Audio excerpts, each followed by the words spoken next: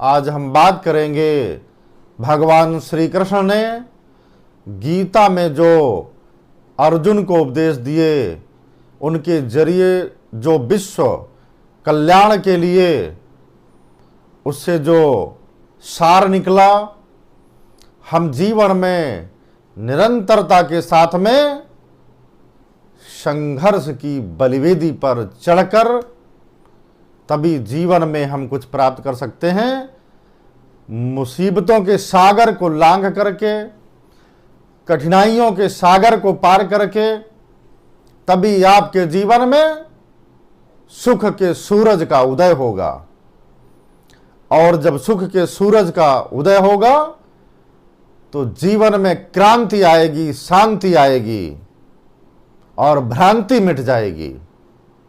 इसलिए हम जीवन में एकाग्रता से जीवन पथ पर संघर्षशील हो करके अपने कर्म और कर्तव्यों को करने के लिए रोज के रोज उतावले हो जाएं। कहा गया है कि जो हो रहा है वो अच्छा हो रहा है, जो अब तक हुआ वो अच्छा हुआ, और जो आगे होगा वो भी अच्छा होगा। इसलिए हमें मुसीबतों से, परेशानियों से भागना नहीं है, क्योंकि अब तक जो आपने संघर्ष किया वो बर्बाद हो जाएगा दोस्तों, वो मिट जाएगा। इसलिए अभी और संघर्ष करना है। जब तक आप संघर्ष की आग में जलते रहेंगे तब तक आपका कोई बाल बांका भी नहीं कर सकता।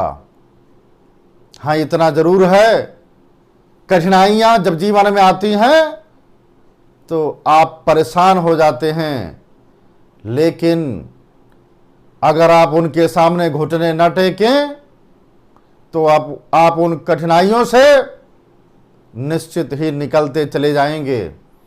और ऐसा अब तक जीवन में होता भी आया है साथियों। इसलिए हमें अपने कर्म पथ पर सदैव गतिशीलता में बने रहते हुए अपने लिए भी रास्ता खोजना है, जो साथ में लोग चल निकले हैं उनके लिए भी रास्ता देना है। हम लोगों का कार्य ही यही है कि हर दिन एक नया रास्ता खोजें, एक नया मुकाम खोजें और मंजिल की तरफ बढ़ते चले जाएं। साथियों, आपको तब तक नहीं रुकना है जब तक कि आपको आपकी मंजिल मिल नहीं जाती। आपको दृढ़ प्रण लेना होगा, आपको संकल्प लेना होगा कि हम ना तो रुके हैं और ना तो कभी हार माने हैं और ना तो कभी हार मानेंगे जीवन में। अगर आपने पूरी जीवन यात्रा को एक सुखद यात्रा में तब्दील किया, तभी जीवन का असल माने निकल के आपके सामने आएगा।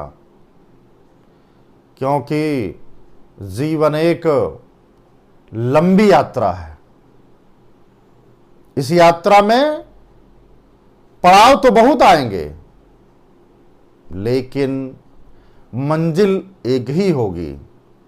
इसलिए हर पड़ाव को पार करके और हमें मंजिल की तरफ बढ़ते रहना है साथियों। बहुत बहुत धन्यवाद, बहुत बहुत आभार।